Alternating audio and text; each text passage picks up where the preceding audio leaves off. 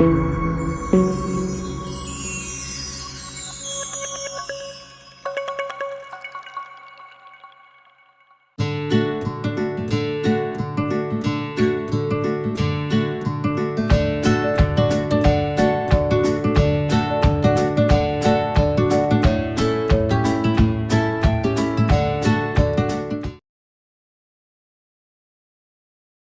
Dear students, once again we are just coming together.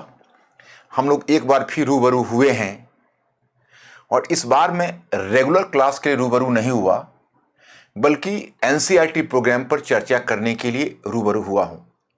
आपको याद हुआ होगा कि पीछे हमने एंशिएंट हिस्ट्री की एनसीईआरटी पुस्तक के पढ़ने की चर्चा की थी। Now we are moving to medieval history, और उसके बाद मैं फिर आगे मॉडर्न हिस्ट्री और वर्ल्ड हिस्ट्री भी अब जल्द ही करूंगा। और एक चीज़ मैं और भी बताना चाहता कि कुछ स्टेट्स से जुड़े हुए क्वेश्चंस हमें आपके साथ समय समय पर डिस्कस करने हैं, और ये सारे प्रोग्राम हमें ऐप पर देना है। जो आपका रेगुलर यूट्यूब प्रोग्राम जा रहा है उससे आप ज़रूर जुड़े रहें, लेकिन हम ऐप पर कुछ ऐसी चीज़ें भी आपके लिए बनाते रहेंगे या आपके लिए डालते रहेंगे that should be much useful for you, क्योंकि यूट्यूब पर मुझे एनसीईआरटी प्रोग्राम लेकर जाना अप टू मार्क नहीं लगता, very frankly. Otherwise I could have placed even NCERT program on YouTube, जैसे हमने प्रीलिम्स के प्रोग्राम को डाला है, तो वो मैं नहीं डाल सकता। फिर मैं क्वेश्चन आंसर सेशन हमें यूट्यूब पर करने में थोड़ी हिचक होती है, कि लगता है कि पता नहीं बहुत स्पेशलाइज चीज़ है। तो इस तरह की जितनी भी स्पेशलाइज चीज़ें होगी मैं यही आपसे ऐप पर डिस्कस करूँगा, और मैं ऐप पर इस तरह के बहुत सारे यूजफुल प्रोग्राम आपके लिए डालता रहूँगा। और मेरी उम्मीद रहेगी कम से कम जो सीरियस स्टूडेंट्स हैं वो हमसे जुड़े रहें, क्वेश्चन आंसर सेशन में भी जुड़े रहेंगे। हाँ, यहाँ पर एक मैं थोड़ा सा, जैसा कि पीछे भी मैंने आपको बताया है कि so far as the question of regular classes are concern, I am going to be strict in the matter of language, but in such type of programme it would be quite taxing for me to create two different classes for the two different mediums of the students, so definitely taxing for me. So in such program you have to make a slight compromise, because here I will try to be bilingual as much as possible. तो उसमें आपको किसी को भी मैं affect नहीं होने दूंगा, क्योंकि जो बहुत सारे इंग्लिश भाषी हैं वो थोड़ी बहुत हिंदी समझते हैं, और I will just do the translation work as well, and whosoever are coming from Hindi medium, even they have the workable knowledge of English, particularly in civil services examination, you know, because at least you need a qualifying paper, compulsory qualifying paper in English. तो खैर उस पर उतनी दूर हमें जाने की जरूरत नहीं है, मैं सीधे पॉइंट पर आता हूं कि वैसे एनसीईआरटी पुस्तक की बात होती है तो बच्चे बोलते हैं सर एनसीईआरटी पुस्तक कैसे पढूं। पहली बात तो मैंने आपको बताया कि ये तैयारी होनी चाहिए थी हायर सेकेंडरी डेज में एक बार कम से कम, लेकिन अफसोस यह है कि हायर सेकेंडरी डेज में हम बच्चों की गलती नहीं मानते। इस मायने में स्कूल का ही इनिशिएटिव वैसा नहीं होता है। Here the school should have taken the initiative and the students should have been given the proper knowledge of the NCERT per se, the requirement of NCF 2005. But unfortunately in school days the subject, the NCERT textbooks have been mishandled. इसको mishandle किया गया, अब उसको हमें ठीक से और बेहतर गुंजाइश से हमें कवर करना है। अभी फिलहाल मैं आपको मिडिवल हिस्ट्री के एनसीईआरटी के बारे में चर्चा करता हूं, फिर धीरे धीरे मैं मॉडर्न और वर्ल्ड की तरफ, आज नहीं आगे मैं उसके लिए भी क्लास अरेंज करूंगा। तो whenever you are talking about the NCERT book, here you should not develop a sense of complacency कि the number of books is limited. No, the number of books is too vast to go through.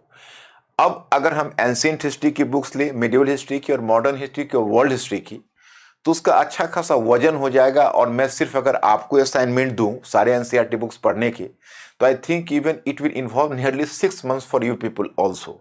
मैं सच्चाई से आपको बता रहा, क्योंकि देखो अब एनसीईआरटी बुक की बात होगी तो there are 2 different types of NCERT book I have to mention about. Old NCERT books, अब ओल्ड एनसीईआरटी बुक इतना ओल्ड है कि तुम्हारे एज से भी डबल एज हो गया है उसका। It might have introduced in 1986 etc. and now the books are not available in bookshop directly in the NCERT form. Either you will get it in Xerox form, or the different publications like Black Swan and many others have republished those NCERT books in the form of some other book.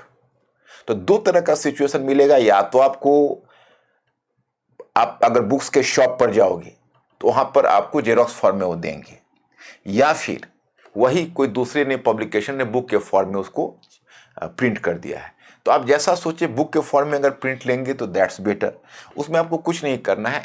अगर आपको medieval NCERT book लेनी है तो आप सिर्फ book shop पर जाइए, black swan publication से भी निकल रहा होगा, उसमें आप पूछेंगे उसे मध्यकालीन भारत 8वीं सदी से 17वीं सदी बाय सतीश चंद्र। याद रखिए, मध्यकालीन भारत 8वीं सदी से 17वीं सदी सतीश चंद्र के द्वारा लिखित medieval history from 8th century to 17th century by Satish Chandra. तो आपको वो पुरानी एनसीईआरटी जो 11th क्लास की वो दे देंगे।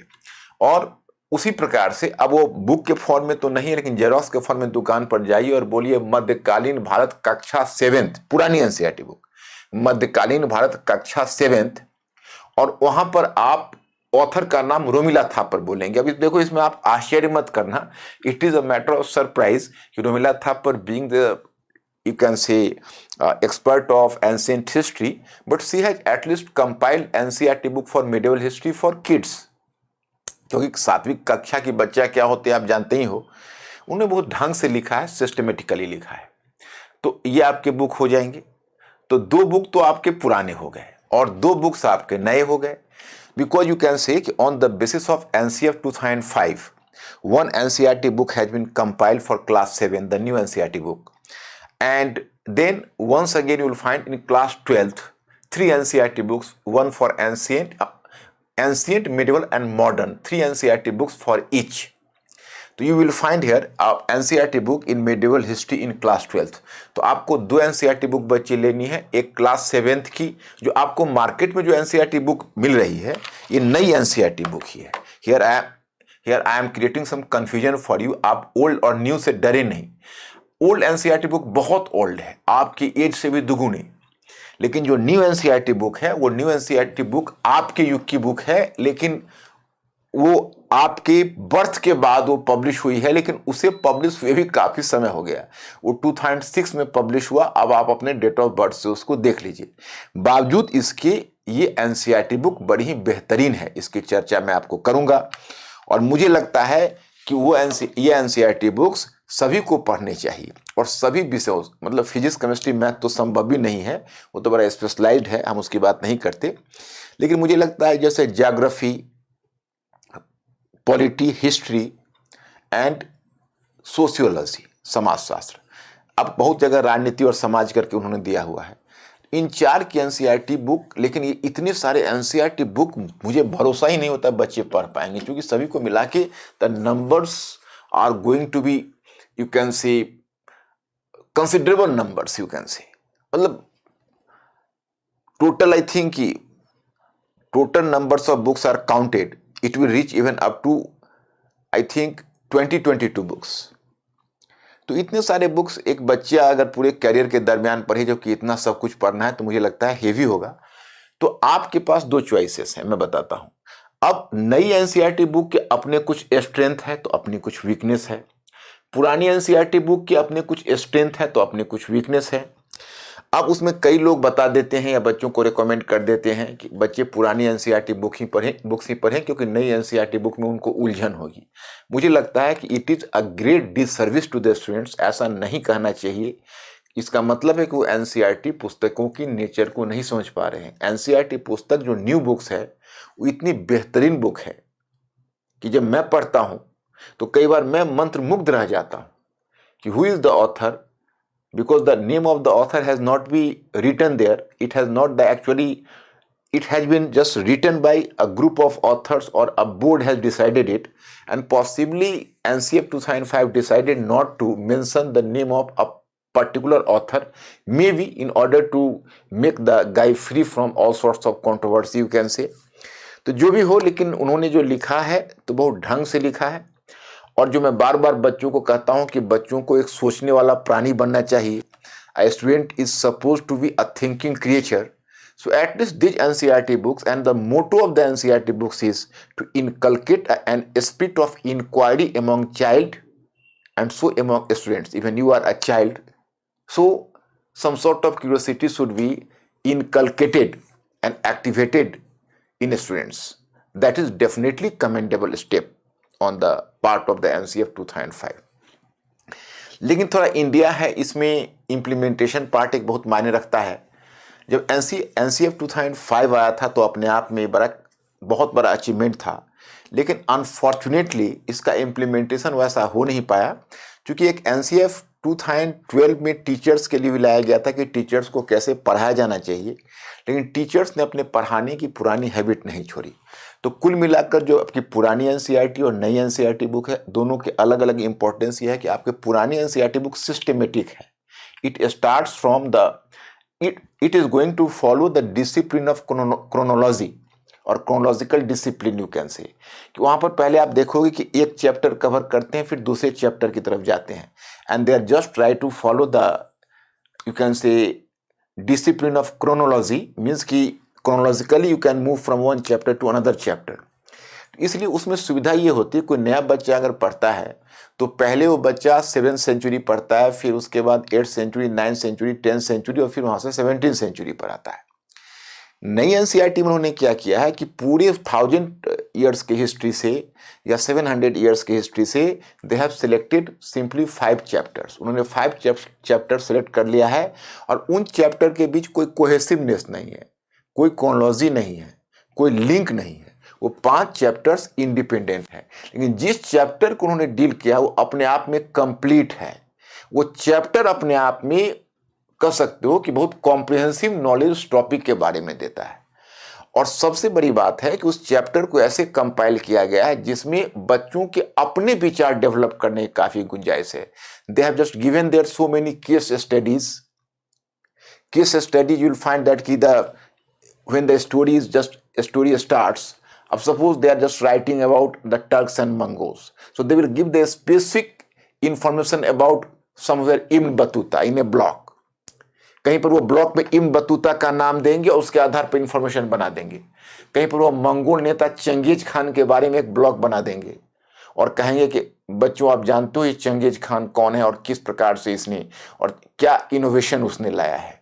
तो बेसिकली, या अगर कागज का प्रचलन 13th सेंचुरी में शुरू हो गया तो they are just going to inculcate the interest in you कि where the paper was invented first, how did the paper after invention in China in 1st century, see how did it travel to other parts of the world and who became instrumental behind its travel or spread। so तो वहां पर क्या है कि इसका use किसने और किस कारण से हुआ, तो उसका जैसा वो बढ़िया पिक्चर खींच कर देते हैं तो बहुत अच्छा लगता है कि एक बच्चे को वो जानबूझकर सोचवाते हैं। They are just trying to make a student think himself. और कई बार तो कंक्लूजन नहीं देते, कहते बच्चों ऐसा क्यों हुआ, जरा आप सोचिए, अपना स्वतंत्र विचार आप दीजिए। So case studies, the blocks, the different colours, the different photos and figures, all are going to or all are the different tools to activate the understanding of the students। तो वो चीज आपके लिए बहुत ही बढ़िया है जिसका मुकाबला कभी पुरानी NCERT बुक नहीं कर सकती। इसलिए बच्चे, आपको मिडिवल हिस्ट्री में पढ़नी है तो क्रोनोलॉजी को स्पष्ट करने के लिए पहले आप, मैं आपको सजेस्ट करूंगा, अगर आपको टाइम मिले तो क्लास 12th वाली NCERT पुरानी पढ़िए, सतीश चंद्रा वाली, या फिर छोड़ दीजिए। क्योंकि सतीश चंद्रा की जो 12th की NCERT है, जो ब्लैक स्वॉन पब्लिकेशन ने निकाला है, वो अपने आप में बड़ा कॉम्प्रिहेंसिव है। हाँ, आप हिस्ट्री ऑप्शनल के हैं तो आप जरूर पढ़िए, अगर आप हिस्ट्री ऑप्शनल के नहीं हैं तो मत पढ़िए। हाँ, लेकिन आप अगर हिस्ट्री ऑप्शनल के नहीं हैं तो फिर तो आपको प्रीलिम्स के लिए भी कुछ पढ़ना ही पड़ेगा, तो इसलिए आप पढ़ भी सकते हैं। तो क्लास 12th की NCERT, उससे पहले मैं 2 NCERT के बारे में आपको बताता हूं। पहले उन बड़े NCERT को आप छोड़ दीजिए, आप क्लास 7th की पुरानी NCERT पकड़िए, जो रोमिला थापर के द्वारा मैंने जो बताया कि लिखा हुआ है। It is a matter of surprise कि रोमिला थापर ने उसे कैसे लिखा है, लेकिन हाँ, तो उस NCERT को पकड़िए और फिर you have to catch up the new NCERT book which has been recommended in the syllabus of the class 7th, and you will find that this is formulated on the basis of NCF 2005। NCF 2005 में जैसा कि उन्होंने clear किया है, वो आप उसका एक बहुत बड़ा ऑब्जेक्टिव है। तो पहले आप जब एनसीईआरटी बुक खोलेंगे, नई एनसीईआरटी बुक जो एनसीईआरटी के फॉर्म में आपको मिलेगी, और बाकी रोमिला थापर वाली जो मैंने बताई है वो आपको जेरॉक्स फॉर्म में मिलेगी। तो आप बुक किसी बुक शेल्फ से, आप किसी बुक शॉप से आप ले लोगे, उसे परचेज कर लोगे, वो आपको कवर पेज एक आर्टिफिशियल लगा के देंगे। तो आप उसमें देखो, अगर मान लीजिए आपको क्लास 7th वाली पुरानी एनसीईआरटी नहीं मिली, तो फिर आप सतीश चंद्रा वाली क्लास 12th वाली एनसीईआरटी पढ़ने की व्यवस्था करना, दूसरा कोई चारा नहीं है। क्योंकि इसमें आपको क्रोनोलॉजी नहीं मिलेगी, ना तो क्लास 7th वाली, ना क्लास 12th वाली नई एनसीईआरटी में। तो आपको अगर if you have to follow chronology and that is essential for you, so you are not having any alternative but go through the NCERT book of class 12th, the old NCERT book by Satish Chandra, and now in the form of a book, you know, from Black Swan publication. तो आपके पास दूसरा कोई चारा नहीं है। अब नई NCERT book जो क्लास 7th है, उसको पहले प्रीफेस में आप जाइए। प्रीफेस में आपको दो बातें बड़ा मीनिंगफुल है।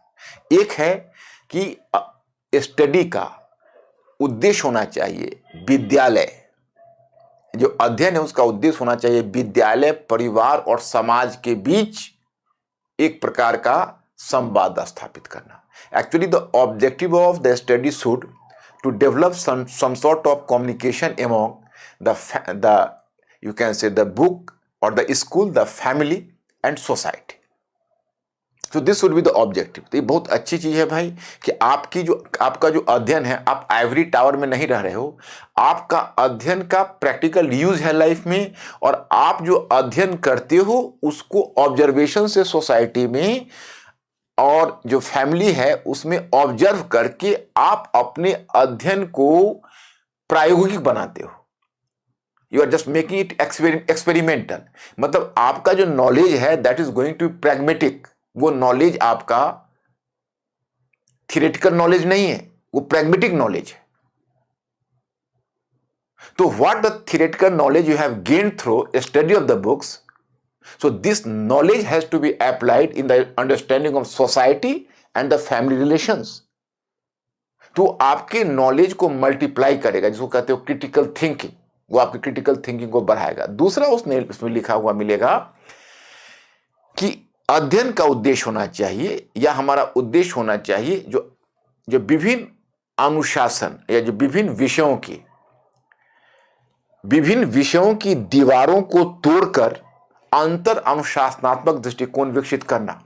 Here the objective should be to break the artificial walls created among different subjects and to develop a multidisciplinary approach in study. और वहीं पर आपको लिखा हुआ है कि one motto of the study should be discourage rote learning among the students and activate the natural thinking among them. मतलब कि एक स्टडी का एक उद्देश्य यह भी होना चाहिए कि जो बच्चों में रटने की प्रवृत्ति है, उस रटने की प्रवृत्ति को हतोत्साहित किया जाए और उनके नेचुरल थिंकिंग को बढ़ाया जाए।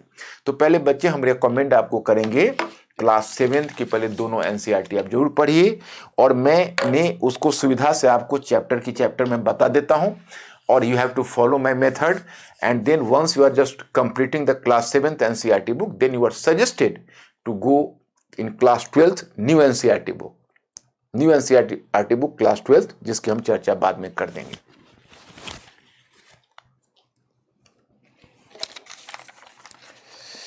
अब देखो, आपका जो ओल्ड एनसीईआरटी बुक है क्लास 7th का, उसका पहला चैप्टर लेते हैं। ओल्ड एनसीईआरटी बुक का पहला चैप्टर है भारत एवं संसार, पुरानी एनसीईआरटी बुक का, यानी India and the world, that is the first one chapter. और इस चैप्टर में हमने 7th इश्यूज निकाल दिए हैं। ये 7th इश्यूज को आपको फॉलो करना है इन कोर्स ऑफ द स्टडी। पहला इश्यू है आपका, हमने ईसा की 8वीं शताब्दी को मध्यकाल का आरंभ तथा 18वीं शताब्दी को उसका अंत मान लिया है, क्यों? Why did we have taken 8th century as the landmark or the beginning of medieval age, while we have treated 18th century as if it was the end of medieval age? मतलब आपका प्रश्न यह, वहां पर पहले प्रश्न उसने उठाया है कि हम 8वीं सदी को मध्यकाल का आरंभ और 18वीं सदी को मध्यकाल का अंत क्यों मान लेते हैं। तो वहां पर आप जब पढ़ोगे उस चैप्टर को, उसको एक एक चैप्टर को बहुत बढ़िया से पढ़ना है और एक कॉपी रखो सामने जिसमें एक छोटा सा हेडिंग बना लो, जो मैं आपको बोल रहा हूँ आप उसको फिर स्टॉप करके देख लेना वहाँ। तो इन इंग्लिश एंड हिंदी दोनों में मैं बोल देता हूँ, आप पढ़ने के दरमियान उस सब टॉपिक्स जो मैं बोल रहा हूँ उसको फॉलो करना। That will help you in assimilating the things in course of the study. तो आपके सामने एक पहला मोटो आ गया, तो आप उसमें दिखाओगे कि 8th सेंचुरी में अमुक अमुक चेंजेज हुए, political field, economic field, social field और कल्चरल फील्ड। और 18th सेंचुरी तक एक नई प्रवृत्ति आई, जब ब्रिटिश शासन की स्थापना के बाद फिर नवीन प्रवृत्तियों की शुरुआत हुई।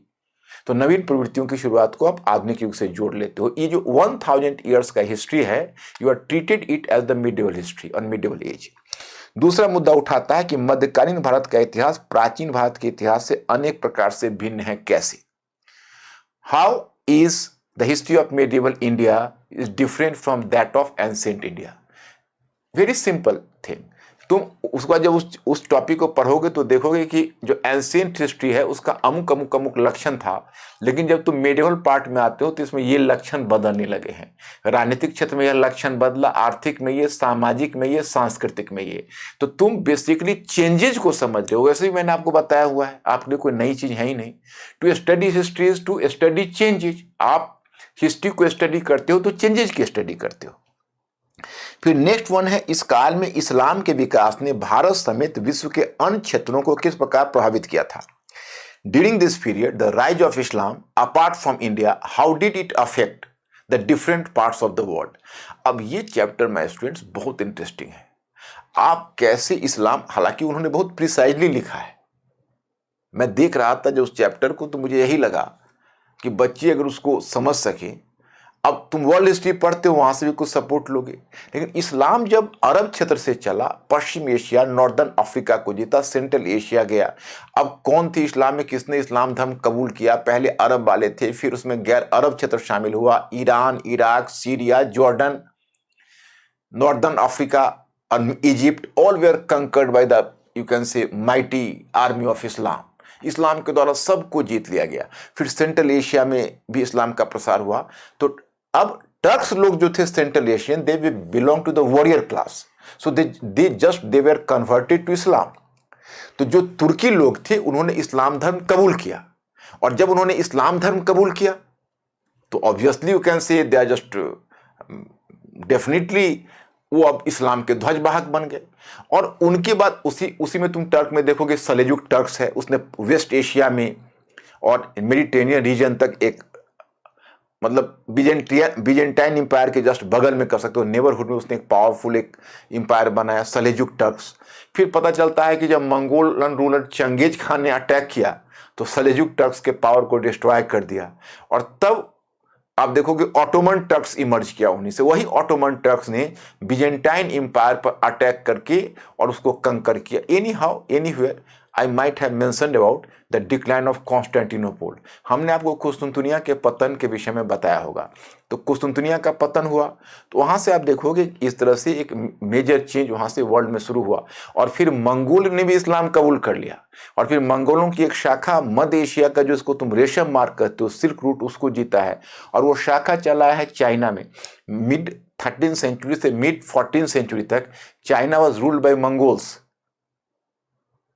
तो इस तरह से आप देखोगे मंगोल, लेकिन जहां भी गए ये इस्लामी पावर, उसने ट्रेड को बहुत स्प्रेड किया। और कैसे फिर क्रूसेड्स की स्थिति आती है, यूरोपियन मर्चेंट्स कैसे हाशिए पर चले आते हैं, फिर जेरूशलम की तरफ यूरोपियन मर्चेंट्स क्यों जाते हैं, इसने धर्म युद्ध या क्रूसेड्स का रूप कैसे ले लिया। तो ये एक बार में बच्चे तुम उसको एसिमुलेट नहीं कर सकोगे। देखो, मैं एक बहुत सच्चाई में मेक बिलीव वर्ल्ड में रहने में विश्वास नहीं करता। मैं तुम्हारे पावर को अंडरस्टिमेट नहीं कर रहा हूं, तुम्हारे पास बहुत पावर है, लेकिन एक जो सब्जेक्ट, एक जो मैं कहता हूं किसी नए बच्चे का जो लिमिटेशंस है नेचुरली, क्योंकि हमारे स्कूल और कॉलेज डेज में तो बहुत बुक रीडिंग कराई नहीं गई है, तो पहली बार अगर किसी चीज़ को पढ़ोगे तो समझ में नहीं आएगा बढ़िया ढंग से।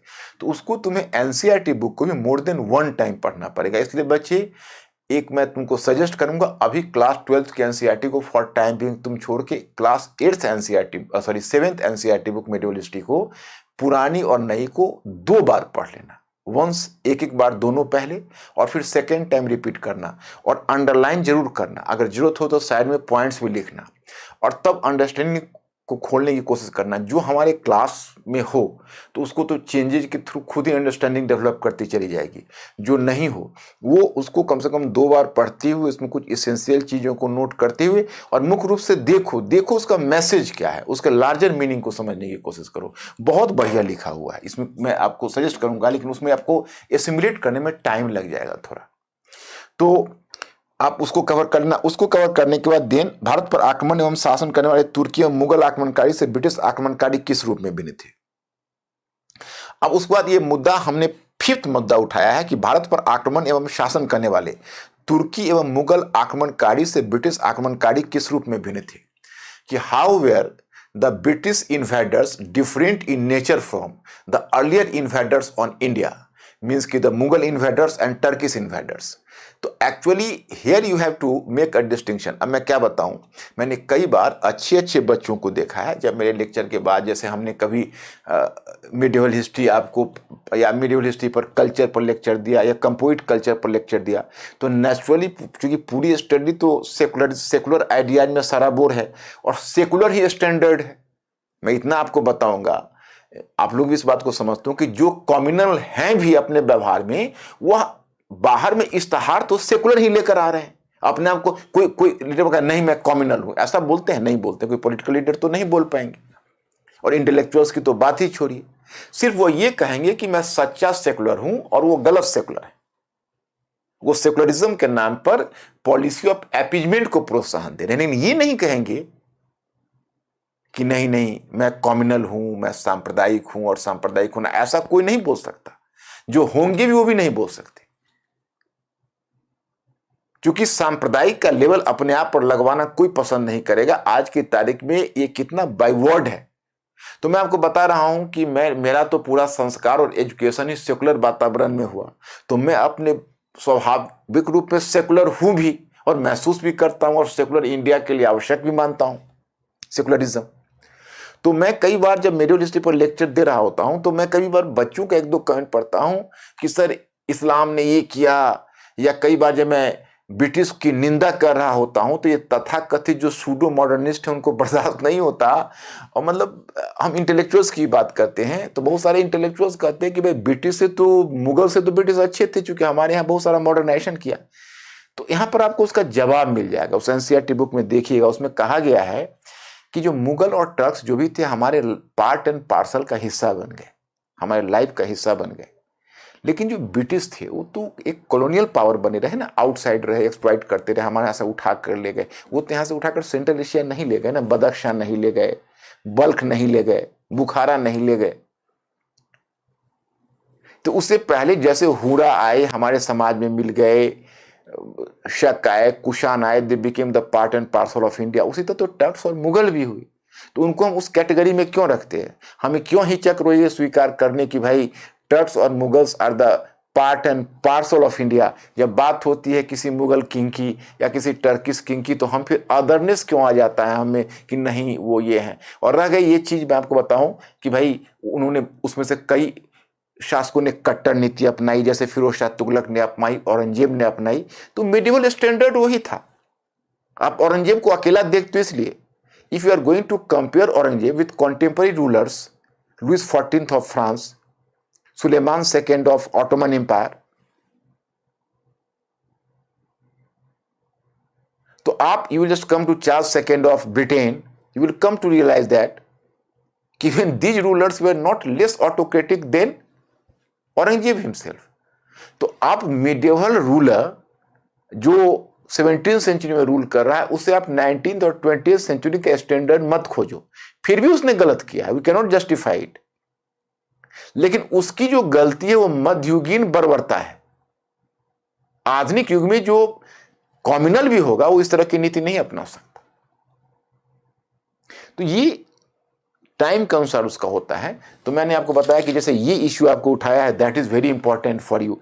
नेक्स्ट वन, अरब संस्कृति ने किस प्रकार यूरोपीय संस्कृति पर अपना प्रभाव छोड़ा। How did Arabian culture, point 6 में हमने दिया है कि how did Arabian culture leave its impact on European culture. My students, you will be surprised to know that कि there was a time कि Islam was quite a progressive religion. You will be surprised. Islam was quite progressive in that sense कि जो इस्लाम था वो इतना प्रगतिशील हुआ करता था, एक समय था इतना प्रगतिशील हुआ करता था कि उसने पूरी दुनिया में ज्ञान फैलाया और पूरी दुनिया से ज्ञान लिया। अरब क्षेत्र में एक बैतुल हिकमत स्थापित हुआ था, उसको कहते थे translation department, and all the important text of the different languages from different languages in this world they were translated into Arabic. अब इतना तो छोड़िए, पश्चिम पर जो उसका इंपैक्ट है दैट इज क्वाइट कमेंडेबल। पश्चिम में जो रेनेशा आया है तो उसमें जो प्राचीन ग्रंथों का जब यूरोप के लोगों ने अध्ययन किया है वो ग्रीक और लैटिन में नहीं किया है, अरबिक लैंग्वेज में किया है, क्योंकि अरबियन स्कॉलर्स ने उसका ट्रांसलेशन किया था। तो ये आपके लिए इंपॉर्टेंट चीज है, इस पर आपको नजर रखनी चाहिए। अब नेक्स्ट वन मैंने 7th वाले इशू को यहां पर उठाया है, वो है अरब व्यापारियों ने अंतर्राष्ट्रीय व्यापार को प्रोत्साहित करने में क्या भूमिका निभाई। तो what role was played by Arabian merchants in spread of international trade?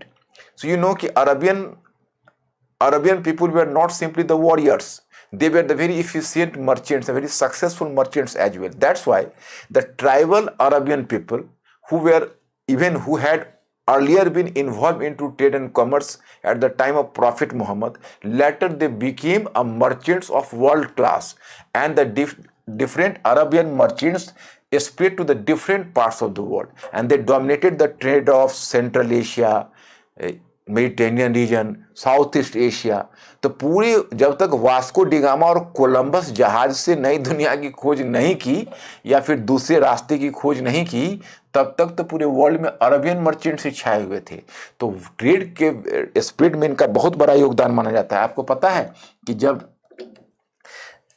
Vasco da Gama जब उतरा था एक पोर्ट पर, आपने नाम सुना होगा कालीकट, तो उस समय अरब मर्चेंट्स ने उसकी हत्या करनी चाहिए थी कि इस आदमी ने उस रूट को देख लिया है जिसको छिपा कर रखना चाहते थे। तो बच्चे, पहला टॉपिक आपका पुरानी एनसीईआरटी में इतने बढ़िया टॉपिक है, आपको पढ़कर दिल खुश हो जाएगा, आपको ऐसा लगेगा कि हाँ अब हमें ज्ञान मिल रहा है, समझदारी मिल रही है। अब उसी में फिर हमने नए एनसीईआरटी का पहला टॉपिक यहाँ पर चर्चा करता हूँ। उसका आपको टाइटल दिया 1000 वर्षों के दौरान हुए परिवर्तनों की पड़ताल, इंक्वायरी ऑफ द चेंजेज और inspection of the changes of nearly 1000 years. और जानते हो उसने कहाँ पकड़ा है? उसने थीम पकड़ा है 700 ईस्वी से 750 ईस्वी से 1750 ईस्वी तक जो चेंजेज हुए हैं, उस चेंजेज को उसने पहला टॉपिक बनाया है। तो उसी को हमने इसको 5 सब टॉपिक में बांटा है कि आपको पढ़ने के दरमियान इन बातों पर निगाह रखनी चाहिए। You have to give focus over the following sub points और सब टॉपिक्स। पहला है बदलते हुए मानचित्र क्या बताते हैं। Even the changing map is giving the changing idea of India and the world. अब पहला ही चैप्टर जब आप खोलेंगे तो आप देखेंगे वहां पर एक मैप बना हुआ है, और कैसे मैप को अल इद्रिसी ने मैप कैसा बनाया था।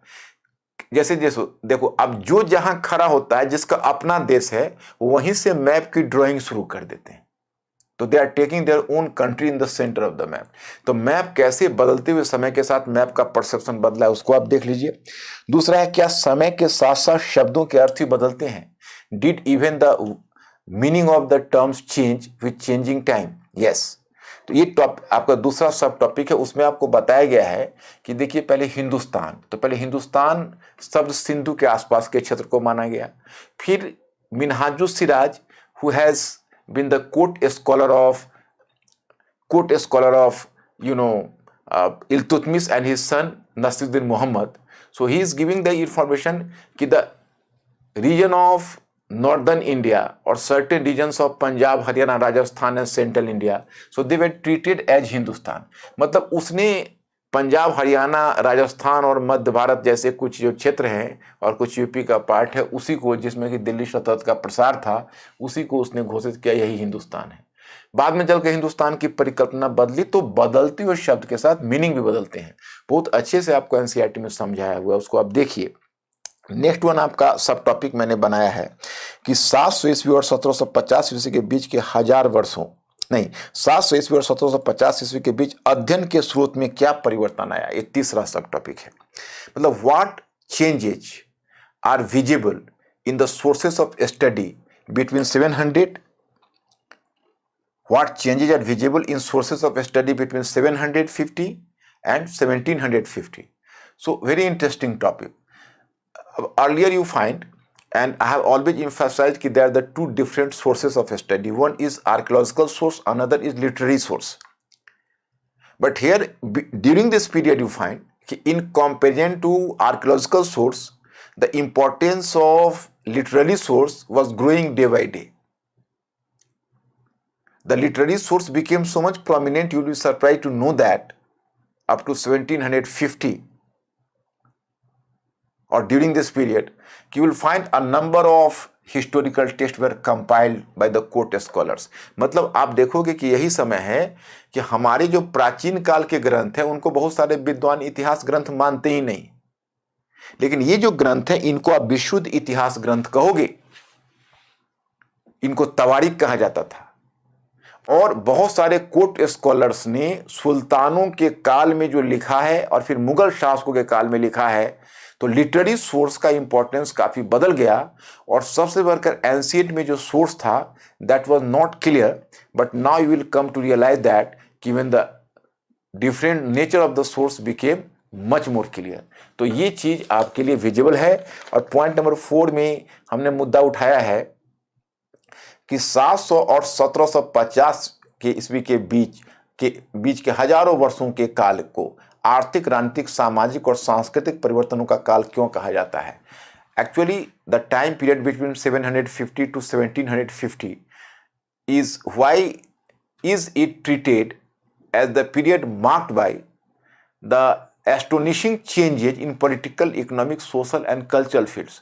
अब यही समय है, तुम देखोगे बहुत सारे जो ट्राइब्स है वो सेटल लाइफ स्टार्ट कर दिया है, फिर टर्क्स आए हैं, मुगल्स आए हैं, नई तकनीकी आई है, समाज का पहले लंबत विभाजन था, अब ऑरिजेंटल विभाजन, क्षैतिज विभाजन हो गया है।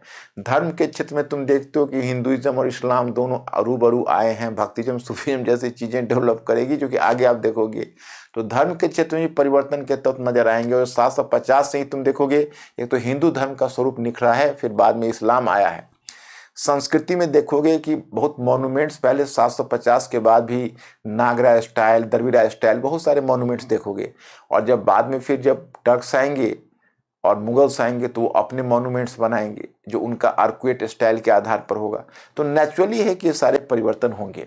अब नेक्स्ट वन है कि प्रायद्वीपीय भारत में कौन कौन से राज्य। अच्छा, नेक्स्ट हमने पुरानी एनसीईआरटी फिर ली है आपका वह, और पुरानी एनसीईआरटी का आपका हेडिंग है कि दक्षिण भारत के राज्य 800 ईस्वी से 1200 ईस्वी तक, पुरानी पुस्तक आपको बताती है।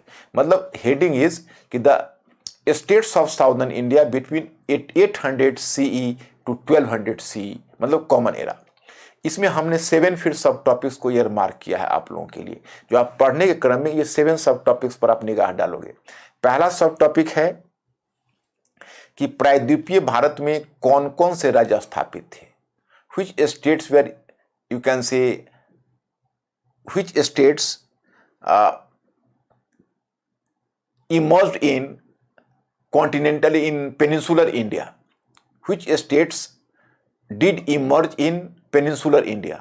मतलब प्रायद्वीपीय भारत में कौन कौन से राज्य स्थापित थे, तो आप उसमें बताइए। 800 से 1200 है, तो आप उसमें नेचुरली आप चालुक्याज के पतन के बाद जो राष्ट्रकूट आ जाए उसके बारे में आप बताएंगे, और फिर आप चोलाज बताएंगे, क्योंकि आपको प्रायद्वीपीय भारत पूछ रहा है, नॉर्दर्न इंडिया नहीं पूछ रहा है, पेनिनसुलर इंडिया। तो आप चालुक्याज बताएंगे, चालुक्याज के बाद चोला बताएंगे नेचुरली, सॉरी चालुक्याज के बाद राष्ट्रकूटाज महाराष्ट्र में, और इधर साउथ में पल्लवाज के बाद आप चोला बताइए।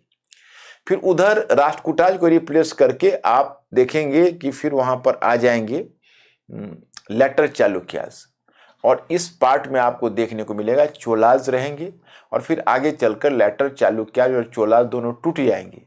तो जहां लेटर चालुक्याज वहां पर यादवा स्टेट आ जाएगा, और फिर काकातीय स्टेट आ जाएगा, और चोला की जो डिसइंटीग्रेशन है, after that emerged the state of Warangal and that of Pandya state. तो आप उन चारों के बारे में बताइए। फिर चोल शासकों के द्वारा किस प्रकार अर्थव्यवस्था को प्रोत्साहन दिया जाता था? How did Cholan government give a boost to economy?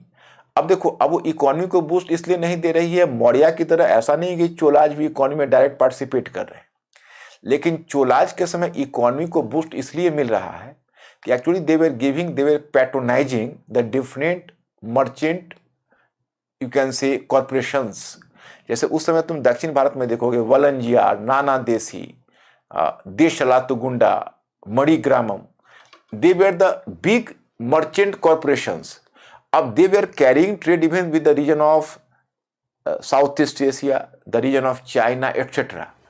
तो अब होता क्या था कि जहां भी ट्रेड में ऑब्स्ट्रक्शंस आता था तो उसमें जो चोल रूलर्स थे वो डायरेक्ट मर्केंटाइल ग्रुप को सपोर्ट करते थे। आप यू आर इन्फॉर्म दैट कि actually Cholan king Rajaraja the first conquered northern Sri Lanka possibly with the objective of, you can say, giving a jerk to Arabian merchants and to help Cholan merchants. Likewise, Rajendra the First organized a naval expedition against Shailendra Empire in Southeast Asia, as the merchants of Shailendra Empire were creating hurdles in trade between the Cholan merchants and Chinese merchants. तो मतलब क्या है कि राजेंद्र प्रथम ने एक सैनिक अभियान किया था शैलेंद्र साम्राज्य, जिसको कहते हैं श्री विजय साम्राज्य भी बोलते हैं, उनके अगेंस्ट में, क्योंकि उनके जो व्यापारी थे वह चाइना के साथ जो इंडिया का ट्रेड था उसमें हर्डल्स क्रिएट करता था, उसमें वो बाधाएं उपस्थित करता था। तो बच्चों ये सब आपको पता चल जाएगा। अब चोल प्रशासन का विशिष्ट पक्ष क्या है, so they will give focus over the Chola administration, उसको देख लीजिए। नेक्स्ट वन सब टॉपिक मैंने बनाया चोल कालीन मंदिर पल्लव कालीन मंदिरों से किस प्रकार अलग थे। In what way Cholan temples way different from Pallava temples, तो आपको पता चल जाएगा कि पल्लवा टेम्पल्स अधिकतर रॉक कट हुए हैं। हालांकि फ्री स्टैंडिंग टेम्पल, जिसको कहोगे स्वतंत्र रूप से बनाए गए टेम्पल, वो भी बने, लेकिन अधिकतर टेम्पल पहाड़ों को काट कर बनाए गए हैं। लेकिन चोला ने फ्री स्टैंडिंग टेम्पल का निर्माण शुरू कर दिया, वो एनसीईआरटी आपको सूचना देगा। और फिर इस काल में दक्षिण भारतीय क्षेत्रीय भाषा के विकास की क्या स्थिति थी। So what was the condition of the rise of regional languages in South India at that time? You will be informed here कि there was the progress of Tamil and Kannada, the two languages, and here you know धर्म के क्षेत्र में रामानुज का मत शंकर के मत से किस प्रकार भिन्न था। इन the field of religion in what way Ramanuja differs with Shankaracharya, तो उसमें रामानुज ने किस तरह शंकर के अद्वैत को भक्ति के अनुकूल बनाया, उसकी झलक आपको मिल जाएगी। बहुत बढ़िया सब टॉपिक है। अब उसके बाद फिर मैं नई पुस्तक की तरफ आता हूँ। पुरानी पुस्तक मैंने बताई, अब नई पुस्तक में जो अब नेक्स्ट टॉपिक है वो है दिल्ली के सुल्तान। न्यू पुस्तक, न्यू एनसीईआरटी है sultans of Delhi, this is the heading. अब इसमें मैंने 4 सब टॉपिक बनाए हैं। पहला सब टॉपिक है दिल्ली के सुल्तानों के अध्ययन में तवारीख की क्या विशेषता है, what is the feature of तवारीख in the study of sultans of Delhi. अब यू विल बी सरप्राइज कि व्हाट इज तवारीख। अरे तवारीख कुछ नहीं, उस समय जो दरबारी लेखक थे, और आप देखोगे कि वो सुल्तानों के दरबार में, जैसे अब कुतुबुद्दीन ऐबक के दरबार में हसन निजामी है, उसने जो बुक लिखी है ताजुल मासिर लिखी है, या फिर इल्तुतमिश और उसके बेटे नसरुद्दीन मोहम्मद के दरबार में मिनहाजुस सिराज है। आगे बरनी है फिरोज शाह तुगलक के दरबार में एंड मोहम्मद, तो वो है। और फिर उसी प्रकार से शमस सिराज अफीफ है फिरोज शाह तुगलक के दरबार में। Then you are just going to observe here कि आगे इसामी है बहमान शाह के दरबार में। तो इन सब के द्वारा जो पुस्तकें लिखी गई दे वर नोन एज तवारीख। ये दरबारी लेखन है, यही विशेषता है। सल्तनत के अधीन गैरिसन शहर क्या थे, गैरिसन शहर किस प्रकार सल्तनत के एक बड़े साम्राज्य का हिस्सा बने।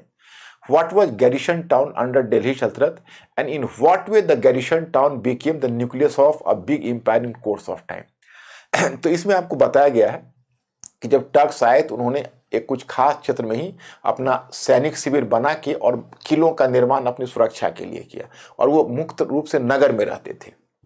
आसपास के गांव पर उनका नियंत्रण नहीं होता था, तो अपने सप्लाई लाइन के लिए या तो व्यापार का सहारा लेते थे या फिर आसपास लूटपाट करते थे। But up to the period of Alauddin Khilji this garrison town moved for empire building. अब धीरे धीरे वो साम्राज्य निर्माण की तरफ आगे बढ़ेंगे, तो वही सूचना आपको दी जा रही है। नेक्स्ट वन आपको है कि बर्नी के विचार में मोहम्मद बिन तुगलक ने अपने अमीर वर्ग की संरचना में क्या परिवर्तन लाया? What changes were brought by Mohammad bin Tughlaq in the composition of its aristocratic class? उसने अपने अमीर वर्ग की संरचना में क्या परिवर्तन लाया? नीचे आपको ब्लॉक में दिया हुआ है कि कैसे निम्न जाति के लोगों को उसने अमीर वर्ग में लिया, तो उच्च कुलीन अमीरों ने विद्रोह किया। तो बड़ा अच्छा आपको समझाया हुआ, एक ब्लॉक में दिया हुआ है, उसको देखना। एंड नेक्स्ट है कि समकालीन यूरोप में 3 श्रेणियां, ईश्वरीय, शांति, चार्टर, कैन यू फाइंड? तो यहां पर आपसे पूछा जा रहा है 3 श्रेणियां, ईश्वरीय, शांति, नाइट और धर्मयुद्ध के बीच क्या संबंध थे? मतलब वो भी बड़ा इंटरेस्टिंग है, आपको एक ब्लॉक में डाला हुआ है और वो ब्लॉक में आपको बताया हुआ है कि समकालीन यूरोप में 3 श्रेणियां, ईश्वरीय, शांति, नाइट और धर्मयुद्ध के बीच क्या संबंध थे। मतलब उसमें आपको बताया जा रहा है कैसी ईश्वरीय शांति है, जो डिवाइन पीस है, नाइट की धारणा है, और क्रूसेड से उसका परस्पर क्या संबंध है। Actually this is in contest of Europe and they have given to you in the block, तो आप उसको एंजॉय करोगे। अब नेक्स्ट टॉपिक आपका पुरानी एनसीईआरटी में फिर मैंने चुना है। इस टॉपिक का हेडिंग है दिल्ली के सुल्तान और गुलाम सुल्तान। गुलाम सुल्तान इलवरी वंश के शासक को कहा जाता है। तो slave sultans and sultans of Delhi, ये टॉपिक है आपका, और 1206 से 1290 है। ये बेसिकली पहले इलवरी वंश को गुलाम वंश कहा जाता था, हालांकि सभी इसमें गुलाम नहीं थे। फिर भी तो उसमें मैंने 5 सब टॉपिक सिलेक्ट किया है। एक है दिल्ली के सुल्तान कौन थे, आरंभिक सुल्तानों के काल में सल्तनत की स्थापना कैसे हुई, who were the sultans of Delhi and how was under earlier sultans there was the formation of Delhi सल्तनत। तो इसमें आपको बेसिकली इल्तुतमिश और कुतुबुद्दीन ऐबक, इल्तुतमिश और बलबन के बारे में आपको कंसंट्रेट किया गया है। और दूसरा, खिलजी एवं तुगलक शासकों के अंतर्गत सल्तनत के साम्राज्य का विस्तार किन क्षेत्र में हुआ? In what regions there was the extension of empire under Alauddin Khilji and Mohammad bin Tughlaq, you will be inform there. Next sub topic हमने बनाया है सब टॉपिक, उसमें इस तरह से सब टॉपिक नहीं दिया हुआ है, उसमें आप पढ़ोगे तो इतने मुद्दे आएंगे। So there are so many issues, 5 issues. Third issue is कि सल्तनत के पतन के काल में किन वंशों ने शासन किया? लोधी कौन थे? यानी which of the dynasties rules under Delhi सल्तनत during the last days and who were Lodhis? फिर नेक्स्ट है कि सुल्तान की शासन प्रणाली कैसे काम करती थी, यानी issue number 4, how did the government of sultan walk at that time? Next one सब टॉपिक की सल्तनत के अधीन क्षेत्रीय राज्यों की क्या स्थिति थी? What was the condition of you can से रीजनल स्टेट अंडर सल्तनत? और फिफ्थ वन इशू है कि सल्तनत के अधीन क्षेत्रीय राज्यों की क्या स्थिति थी। Here you have to give focus over the regional state, जैसे आपने सुना है ना, गुजरात, बंगाल, बहमनी स्टेट, जौनपुर स्टेट, तो उस पर आपको इंफॉर्मेशन मिला है। फिर नेक्स्ट वन टॉपिक है पुरानी एनसीईआरटी भी, अभी 2 टॉपिक मैंने लगातार पुरानी एनसीईआरटी से दे दी है। एक है जनता का जीवन पुरानी पुस्तक में, यानी life of the common people, life of the people और condition of the people in the old NCERT book. इसमें 6 इश्यूज हमने चुने हैं, 6 मुद्दे। पहला है नए शासक वर्ग ने जनता के जीवन पर प्रभाव छोड़ा अथवा स्वयं जनता के जीवन से प्रभावित हुई। मतलब the people from the new ruling class either influenced the life of the people or they were getting influenced by the life of the people themselves। तो अब इसमें आपको मिडल पाथ आप पढ़ोगे तो आप देखोगे दोनों बातें हैं, इससे जनता के जीवन पर भी प्रभाव छोड़ा और स्वयं जनता के जितना उन पर प्रभाव छोड़ा उससे कहीं ज्यादा खुद प्रभावित हुए। तो मुख्य रूप से वो खुद प्रभावित हुए। सल्तनत के अधीन विभिन्न सामाजिक वर्गों की क्या स्थिति थी? What was the condition of different social classes under Delhi सल्तनत? ये दूसरा इशू है। तीसरा इशू है कि सल्तनत के अधीन व्यापार एवं कृषि की क्या स्थिति थी? What was the condition of agriculture and trade under Delhi सल्तनत? फिर चौथा सब इशू है कि इस काल में धर्म के क्षेत्र में क्या परिवर्तन देखे गए? What changes were visible in the field of religion? भक्ति और सूफी के बीच क्या संबंध थे? What relationship existed between bhaktism and sufism? Next one है आपका 6th वन इशू है नहीं, फिफ्थ वन इशू है कि इस काल में भाषा एवं साहित्य के विकास की क्या स्थिति थी। What was the condition of the evolution of language and literature during this period. कितनी अच्छे ढंग से आप इन दोनों एनसीईआरटी को पढ़ोगे, आपको मेडिवल में कॉन्फिडेंस आ जाएगा। बस यही दो एनसीईआरटी भी कम से कम आप पढ़ लीजिए।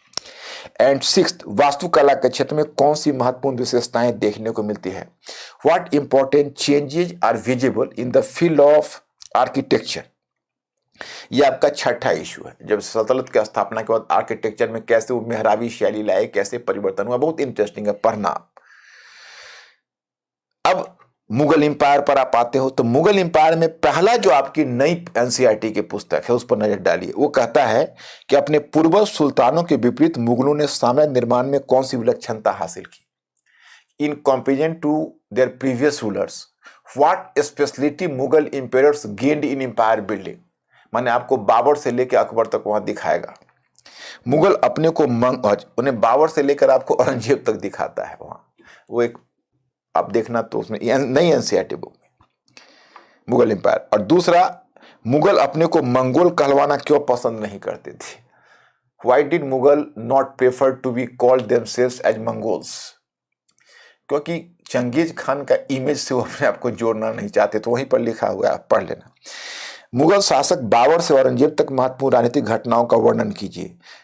Give focus over the important events from Babur to Aurangzeb. आपको 2 पेज में वो दिया हुआ है, उसको आप देख लेंगे। फिर उत्तराधिकार के यह मामले में मुगलों की सहदियाद की पद्धति क्या थी, या ज्येष्ठाधिकार से किस प्रकार भिन्न थी। मतलब in the matter of succession, how the system of सहदियाद under Mughals, what was the system of Sahdiyad under Mughals and in what way it was different from the system of primogeniture। माने प्राइमोजेनिटर का मतलब होता है ज्येष्ठाधिकार। मतलब जो बड़े पुत्र को गद्दी मिली उसको कहते हैं ज्येष्ठाधिकार। तो सहदियाद क्या था, तो आप देखोगे तैमूर से लेकर चंगेज तक सब में प्रचलन था कि अपने साम्राज्य को अपने उत्तराधिकारियों के बीच बांट दो। उसमें मतलब बड़े बेटे को ही केवल उत्तराधिकार मिले, ये कॉन्सेप्ट नहीं था। लेकिन इंडिया में इस कॉन्सेप्ट को अकबर ने डेवलप किया है। अब इसमें 5वां इशू है कि मुगल शासकों का भारतीय शासकों से क्या संबंध थे। भारतीय शासकों और सरदारों के प्रति मुगलों ने किस प्रकार सल्तनत की नीति अपनाई। What relationship existed between Mughal empires and Indian rulers and what specific policies were adopted by Mughal empires towards Indian states. ये राजपूतों के विषय में है, इंटरेस्टिंग है, पढ़िए इसको। मनसबदारी के साथ जागीरदारी का क्या संबंध था तथा मनसबदारी व्यवस्था का संचालन कैसे होता था। How was jagirdari system attached to mansabdari and how was mansabdari system was carried on. तो ये आपको बहुत इंटरेस्टिंग टॉपिक है, आपको बहुत हेल्प करेगा। आपको मनसबदारी जागीरदारी बहुत अच्छा सिस्टम है, उसको समझने में मदद मिलेगी। इसमें 7वां इशू है जमींदार कौन थे, जमींदार वर्ग में किन तत्वों को शामिल किया गया था। Who were zamindars and which elements were included into the group of zamindars. अब 8th है कि अकबर के अंतर्गत 16 एक कुल की नीति का संचालन किस प्रकार होता था। जैसे आपका 7th इशू है जमींदार और जमींदार वर्ग में किन तत्वों को शामिल किया गया था, बहुत इंटरेस्टिंग है, इसको जरूर पढ़िए आप। और अकबर के अंतर्गत 16 एक कुल की नीति का संचालन किस प्रकार होता था। How was under Akbar the policy of sulh kul promoted. How under Akbar the policy of sulh kul promoted. तो अब ये नेचुरली आपके लिए इंटरेस्टिंग टॉपिक है। 9th है इशू कि 17वीं शताब्दी में भारत के भ्रमण करने वाले विदेशी यात्रियों ने प्रचुरता के साथ विपन्नता की बातें क्यों की। कि why did the travellers who moved through the different parts of India in 17th century talk about you can say poverty side by side prosperity of India। तो जहां वो रूलिंग क्लास को देखता है तो प्रॉस्पेरिटी की बात करता है और कॉमन पीपुल को जब देखता है तो पोवर्टी की बात करता है। तो आपको लिखा हुआ है एक पैराग्राफ में, आप उसको पढ़िएगा। ये मैंने सब टॉपिक में इसलिए बांट दिया है कि आपको वैसे आप पढ़ोगे तो आपको नजर ही नहीं आएगा। जब इस सब टॉपिक को ध्यान में रख के पढ़ोगे तो फिर आपको नजर आएगा। मुगलों और यूरोप वासियों का भारत में आगमन, यह आपका पुरानी पुस्तक बोलती है कि the advent of Mughals and Europeans in India. सब टॉपिक है बाबर के आगमन के साथ भारत की परिस्थितियां क्या थी। What was the condition of India at the time of the advent of Babur. दूसरा सब टॉपिक है, टोटल 5 सब टॉपिक है इसमें। दूसरा है बाबर और हुमायूं को किन चुनौतियों का सामना करना पड़ा, what challenges were faced by Babur and Humayun. Third sub topic है कि दक्षिण भारत में बहमनी एवं विजयनगर साम्राज्य की क्या उपलब्धियां रही, what were the achievements of Bahmani and Vijayanagar states in southern India. And पांचवा इशू है कि 15वीं एवं 16वीं सदी में यूरोप में कौन से परिवर्तन हुए जिन कारणों से यूरोपीय कंपनियों का भारत में आगमन हुआ। मतलब in 15th and 16th century, really marvellous topic है ये आपको मॉडर्न वर्ल्ड को समझने में सुविधा होगी कि what developments had taken place in Europe in 15th and 16th century as the result of which the European companies moved towards India। अब फिर मैंने यहाँ पर पुरानी पुस्तक को ही दोहरा दिया है दोबारा, और वह पुरानी पुस्तक है आपको ओल्ड एनसीईआरटी बुक में, उसका हेडिंग है अकबर। पूरा टॉपिक अकबर के ऊपर है और 5 इश्यूज हमने बनाए हैं। पहला है अकबर के अंतर्गत साम्राज्य निर्माण, एम्पायर बिल्डिंग अंडर अकबर। दूसरा इश्यू है अकबर के अंतर्गत प्रशासन का किस प्रकार संगठन किया गया, how was administration organised under Akbar. तीसरा सब टॉपिक है मुगल साम्राज्य की आय के साधन क्या थे, what was the source of income for Mughal empire. चौथा सब टॉपिक है कि अकबर के अधीन साहित्य एवं कला के विकास की क्या स्थिति थी, what was the condition of literature and art, the development of literature and art under Akbar. And सब इशू नंबर 5 है कि अकबर की धार्मिक नीति की क्या विशेषता थी तथा इसका किस प्रकार विकास हुआ, what was the feature of Akbar's religious policy and how did it evolve. अब नेक्स्ट वन है टॉपिक शासक एवं इमारतें, नई पुस्तक, यानी rulers and the monuments, the new NCERT book. Next one इसमें इस टॉपिक में बच्चे हमने 5 इश्यूज सेलेक्ट किए हैं। पहला सब इशू है कि भारत में भवन निर्माण में प्रचलित कौशल एवं निर्माण कार्य कैसे किया जाता था, what new engineering technologies were introduced in the building activities in India at that time. Point number 2 है तुर्कों के आगमन के पश्चात निर्माण कार्य में क्या परिवर्तन हुआ, what changes were brought in engineering technology after advent of Turks. वही मेहराब और गुंबद आपको दिखाना है, टोडा मेहराब वगैरह है, arch and dome, the use of arch and dome आपको फिगर के साथ बताया गया है। अच्छा टॉपिक है। मध्यकाल में मंदिर नष्ट करने की घटना क्यों होती थी, why the temples were destroyed during medieval period. इसमें भी आपको महमूद गजनी से लेकर हिंदू शासकों के बारे में दिया गया है कि एक दूसरे के टेम्पल्स पर भी अटैक और काउंटर अटैक क्यों होता था, एक प्रेस्टीज के लिए भी, लेजिटिमेसी के लिए भी और प्रॉपर्टी के लिए भी। तो वो आपको अच्छा से समझाया हुआ है। आपको बहुत सारा वैसा क्वेरी जो डे टू डे लाइफ में आप नहीं समझ पा रहे हो, एनसीईआरटी बुक ने आपको बताया हुआ है। नेक्स्ट मैंने बनाया है बाग मकबरे। नेक्स्ट इश्यू है बाग मकबरे तथा किलों का निर्माण कैसे किया जाता था, how were gardens, tombs and forts were built. Fifth, कला के क्षेत्र में क्षेत्रीय तत्वों के बीच आदान प्रदान कैसे हुआ, how was there exchange between regional elements in the how was their exchange of regional elements in the field of art। Mughal शासकों ने किन क्षेत्रीय शैलियों को स्थापत्य में अपनाया, what specific regional styles were assimilated by Mughal emperor। बहुत बढ़िया है ये तो मैं हायर स्टैंडर्ड में जब आप राइटिंग करोगे वहां पर ये चीजें काम आ जाएगी। गुजरात शैली से क्या लिया, बंगाल शैली से, बंगाल स्टाइल से, जौनपुर स्टाइल से, that is really commendable. My students you have to follow it. Next topic is नगर, व्यापारी और शिल्पीजन, पुरानी पुस्तक, towns, merchants and artisans, this is the head of the topic. ये पुराना है आपका एनसीईआरटी। पहला इसमें टोटल 4 इश्यूज हमने ईयर मार्क किए हैं। पहला सब इश्यू है मध्यकाल में मंदिर, नगर और तीर्थ केंद्र के बीच क्या संबंध थे, what relationship existed among temples, towns and pilgrimage centres. बहुत बढ़िया टॉपिक है। पिलग्रिमेज सेंटर से वो टाउन के रूप में डेवलप हो रहा है। बहुत सारे फोर्ट्स है उसके अंदर पिलग्रिमेज सेंटर्स बन गए हैं, तो सबका आपस में बड़ा गहरा संबंध है। दूसरा, व्यापारियों में कितने प्रकार थे, उनके द्वारा व्यापारिक गतिविधियों का संचालन कैसे किया जाता था, how many types of merchants were and how was the trade carried among them. And तीसरा टॉपिक है हम्पी, मसूलीपट्टनम, सूरत, तीनों के महत्व के आधार पर किस प्रकार अलग थे। मतलब 3 regions, Hampi, Masulipatnam and Surat, how were they different from each other. अब एक कैपिटल है, दूसरा एक कह सकते हो कि पोर्ट है, और तीसरा सूरत भी पोर्ट है, तो इन सब का इंपॉर्टेंस अलग अलग क्यों है। पॉइंट 4, 16वीं एवं 17वीं शताब्दी में यूरोपीय व्यापार के विकास के परिणाम स्वरूप किस प्रकार व्यापारिक एवं नगरीय गतिविधियों को प्रोत्साहन मिला था। At the result of the develop progress in trade in 16th and 17th century, European trade in 16th and 17th century, how sorry how was what was the impact of the progress of trade in 16th and 17th century on the mercantile as well as the mercantile activities as well as the evolution of towns in India. So this is the type of the topic you can see. This was the issue.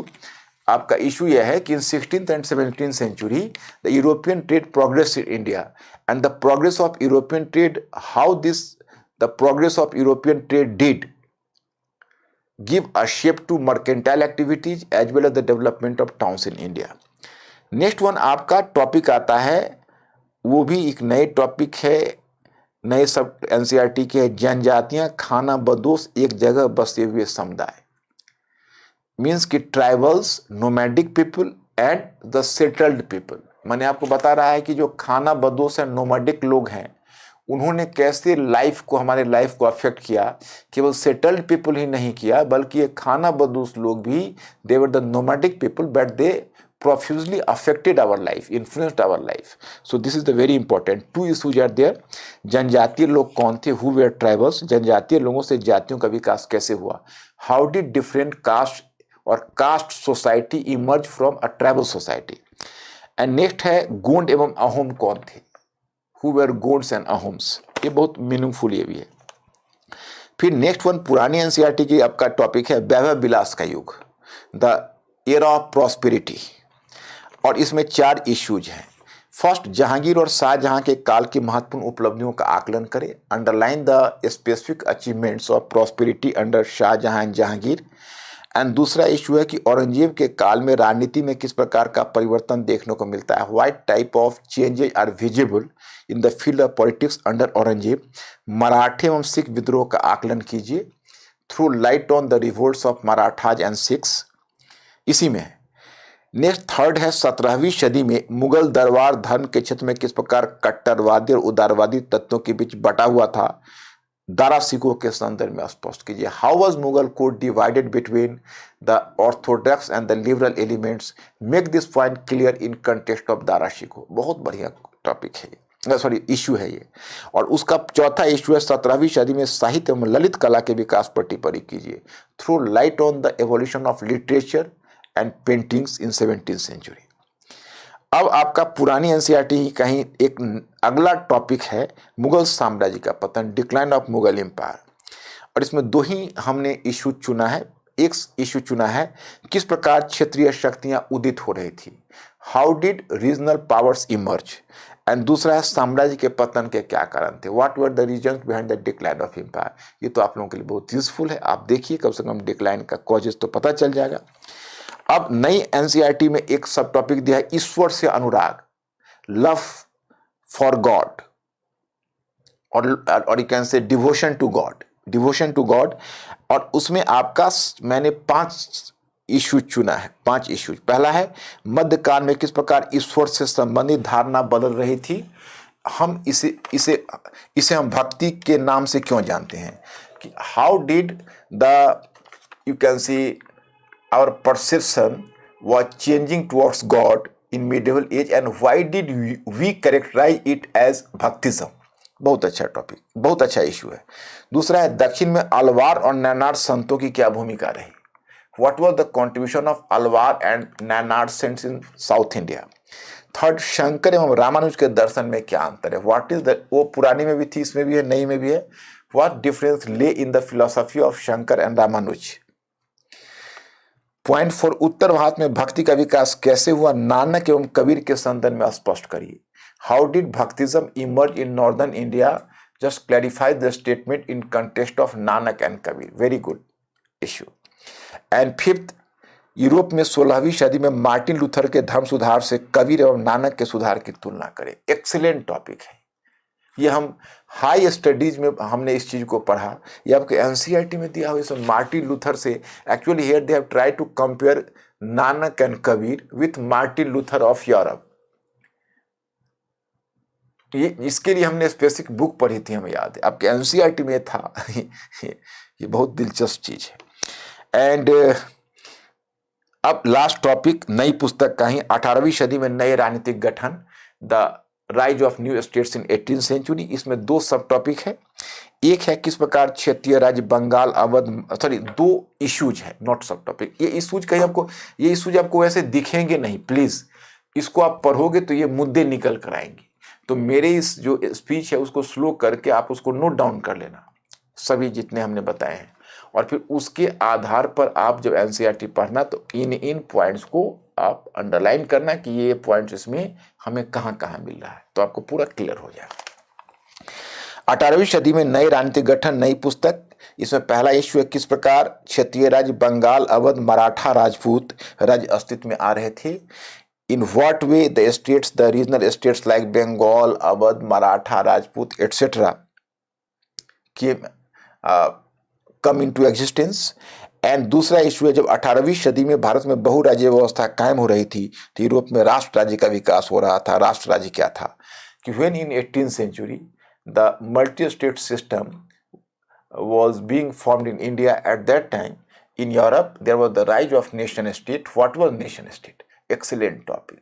बच्चों मैं तो कहता हूँ कि आप चाहे class 12 के NCERT पढ़ो या ना पढ़ो, हालांकि मैं तो कहूँगा नई एनसीईआरटी 5 चैप्टर से उसको भी पढ़ लेना।